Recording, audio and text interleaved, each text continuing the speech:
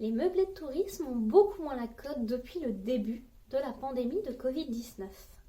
Néanmoins, l'État a poursuivi son travail d'encadrement de ce type de location. Et c'est ainsi que par décret du 14 décembre 2020, il est désormais prévu que les annonces pour ce type de location indiquent si elles émanent d'un professionnel ou d'un particulier. L'entrée en vigueur de ce texte au 1er janvier 2021 est pour moi l'occasion de revenir sur ce dispositif. Tout d'abord, qu'est-ce qu'un meublé de tourisme ?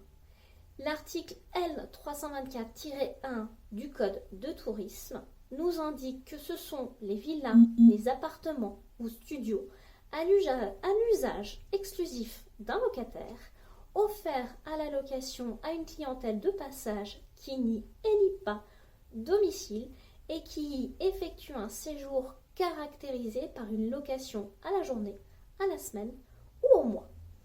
Si vous souhaitez faire de votre résidence principale, que vous n'occupez pas à temps plein, un meublé de tourisme, vos obligations diffèrent selon que vous mettez ce bien à disposition plus ou moins de 120 jours par an. Si vous mettez votre bien, votre résidence principale à disposition à la location meublée plus de 120 jours par an, vous devrez alors solliciter une autorisation de changement d'usage si votre bien est situé dans une commune de plus de 200 000 habitants ou dans la petite couronne parisienne. On estime en effet qu'au-delà de 120 jours par an, il y a changement d'usage puisque ce bien n'est plus destiné à l'habitation, mais à un usage commercial. Cette obligation peut également être prévue dans des villes appartenant à une zone d'urbanisation de plus de 50 000 habitants. La demande devra être déposée auprès de la mairie du lieu de situation du bien et elle peut être accompagnée d'une demande de compensation de la mairie. C'est-à-dire que d'un côté, on vous autorisera à faire de votre bien à usage d'habitation en un bien à usage commercial, mais de l'autre côté, vous devrez vous engager à faire d'un autre de vos biens, cette fois-ci à usage commercial, en un lieu à usage d'habitation. Deuxième obligation, il peut y avoir une déclaration, voire un enregistrement à faire. C'est prévu par l'article L324-1-1 du Code de tourisme. Quant aux obligations des plateformes d'intermédiation qui vont mettre en ligne vos annonces, elles doivent vous rappeler vos obligations en la matière et même prévoir un lien électronique vous renvoyant vers les administrations.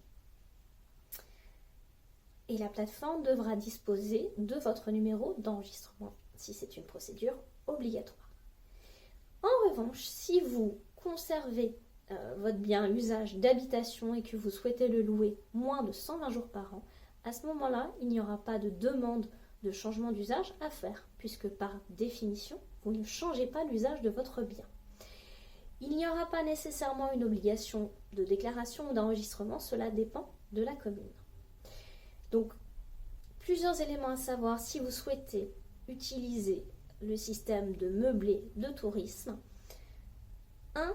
Vos obligations diffèrent selon la commune du lieu de situation du bien. Il faut donc vous renseigner en mairie. 2. Le non-respect de ces obligations légales peuvent conduire à de fortes amendes pour vous-même ou pour la plateforme et ou bien sûr pour la plateforme d'intermédiation. 3. Si le bien est placé sous le régime de la copropriété, assurez-vous que ça n'est pas incompatible avec le respect du règlement de copropriété.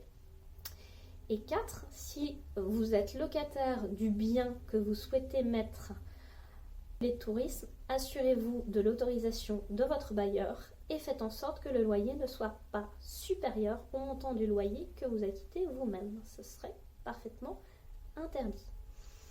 Si cette vidéo vous a plu, n'hésitez pas à la commenter, à la liker ou à la partager. Et bien sûr, pour toute question de droit immobilier, je suis joignable à mon cabinet. Je vous remercie de votre attention et je vous dis à la semaine prochaine sur une toute autre thématique.